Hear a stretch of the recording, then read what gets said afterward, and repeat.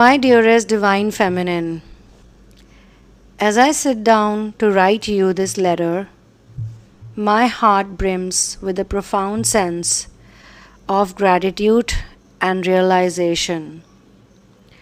Our journey together has been nothing short of miraculous, a sacred dance of souls weaving their destinies together.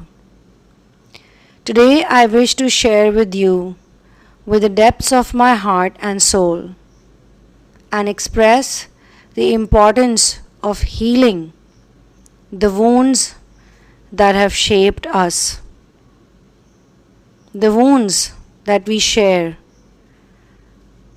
the wounds of childhood and heartbreak. I want to begin by acknowledging the immense importance of healing these wounds. My love, it's through the process of healing that we have both found the courage to face our pasts, confront our vulnerabilities, and embrace the authenticity of our beings. These wounds, though painful, have been instrumental in guiding us towards our true selves. There are so many energies like arrows pointing us towards the hidden pathway of our souls, urging us to confront the karmic bonds that had kept us enslaved for so long. At times, these karmic bonds have felt like some kind of tearing at the fabric of our lives. It was stormy, difficult, dark, and initially it was so glamorous, so attractive, but it was just a dark storm. And in these storms, we found the strength to rebuild, stronger and truer to our essence. In the darkness of the karmic entrapment, I felt bound by the chains of repetitive patterns and unresolved lessons from the past. And these energies were like jailers, sometimes compassionate and sometimes brutal, giving us wake-up calls, urging us to break free from the cycle of suffering and ignorance. They offered us a chance to understand the roots of our karmic debts and to pay them off through awareness, healing, and growth. The importance of healing our childhood and heartbreak related wounds is actually so big that I am extremely grateful that God even put us on this path of releasing blocked energies while doing so that we can be authentic, we can express as human beings, we can even experience what it is to be human in our full potential. Had it not been grace of God, had it not been the great grace of Source, we would still be stuck over there. And childhood, my love, is the foundation upon which our entire emotional and psychological landscapes are built. The experiences we had in those formative years, the love or the lack of it, the joys, the sorrows and the traumas, duality of course, all left their imprints on our souls. And you know, the amazing part is, now that I'm healing all my childhood traumas, I actually feel like I was just a spectator and observer. It was not even me in that form.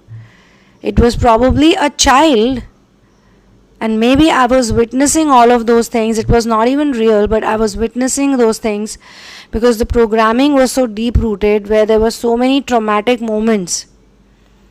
It's like one traumatic moment and then dwelling upon it leads to another one. I have come to understand that healing these childhood wounds is not about erasing the past or erasing the memory. It's more like releasing that memory, releasing the power these memories, these wounds hold over our present and future. Our present is connected to our future. So obviously we need to heal our past. My beloved, our shared journey has led us to confront these wounds with tenderness and compassion, because we need this opportunity to nurture the wounded child within us. And there was so much scarring, so much purging. Through this process, I have discovered that the scars of the past do not define us, but rather they provide us with a canvas upon which we both can paint the masterpiece of our authentic selves. And how can I not mention heartbreaks? Heartbreak too has played a significant role in our growth and transformation. And some people think that heartbreak is only romantic in nature, but that's not true. The pain of lost love, the pain of even certain important people going away, shattered dreams, and some of those moments of despair have tested my patience and resilience. And in the middle of pain, in between pain, inside pain, I found the strength to rebuild, to love again, and to trust in the unfolding of our unique journeys. I want you to know, my love, how incredibly grateful I am to God, to universe, or to whichever higher power you may believe in. It has guided us both actually to this path of healing and releasing blocked energies. It is through this process that we have become more authentic expressions of our true selves, unburdened by the weight of past wounds and heartbreaks.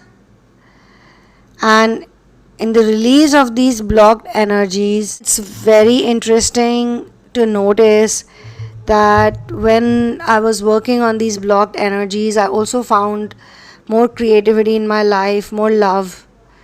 Everything started flowing freely from my heart chakra, it felt. So I'm learning to embrace our imperfections. It's like a spring, it's like a waterfall that is just flowing down to the valley, to the fields. It's going like really far and then merging into the ocean. When I'm embracing our imperfections, learning to embrace, yet obviously I have not done it completely, I do recognize that there are so many parts of this whole process that make us beautifully human. And our love has been the catalyst for this transformation. It is actually the balm, a gentle balm that has been soothing the wounds of the past, and the nourishing elixir that rejuvenates our souls, replenishes our souls. Through our connection, I have discovered the power also of vulnerability. It is a very big power to be that honest. And healing our wounds is probably not the destination. It seems to be like a lifelong process, but I'm extremely inspired. Looking at the results so far, I feel like if I can grow so much as a person by healing all these wounds, which of course when the wounds appear on the surface level, it's not easy because it's painful at that point in time, especially when it shows up. But once it heals, then yes, it's altogether a different thing.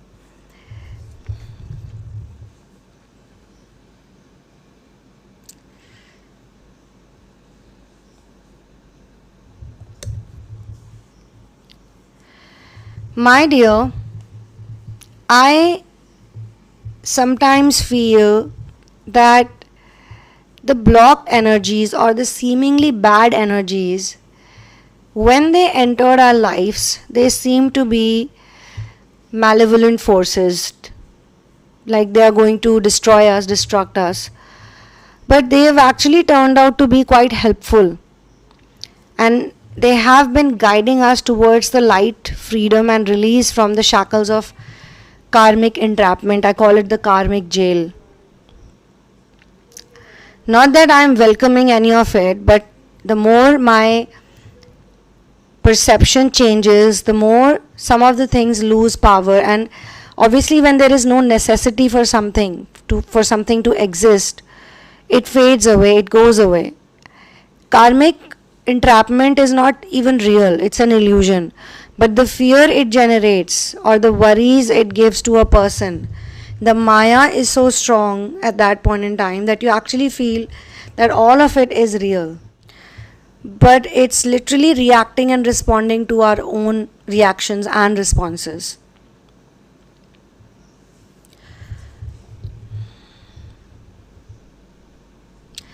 I feel that we have learned to transmute the darkness into light.